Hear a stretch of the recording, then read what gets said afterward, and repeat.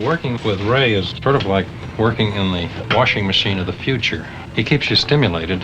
They're kind of a here-ness, a now-ness, which you don't usually find with writers. Writers tend to either work in the past or what they believe to be the future.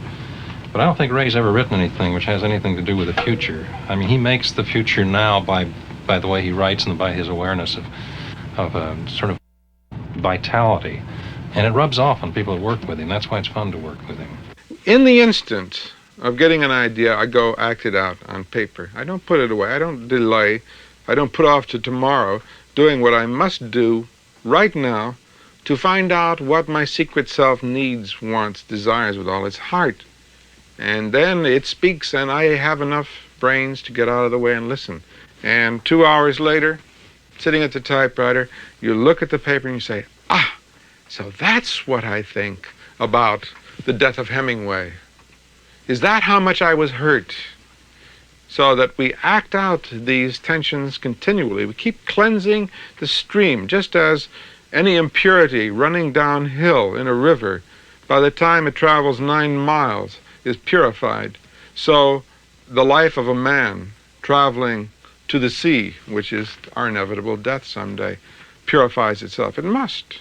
Because if you do not purify, these tensions remain in and turn in on yourself and destroy you. The man who cannot laugh freely is a sick man. The man who cannot cry and release his tears in that direction is a sick man. The man who cannot be violent through exercise, through sports, through acting out his violence in paper or painting or acting on a stage is a sick man. I've made the point on many occasions that the only thing you're ever going to own in your life is your work. I own my books.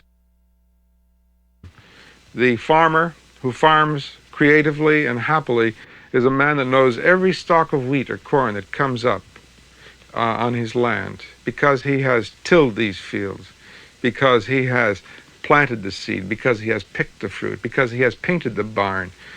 It doesn't sound like much, does it? But when you actually paint a house, I painted a house, a whole house once. I'd never done anything like it. It was hellish work. I hated every moment. But when I was over and stood back, it looked beautiful, and I was rather proud of myself. The house belonged to me suddenly.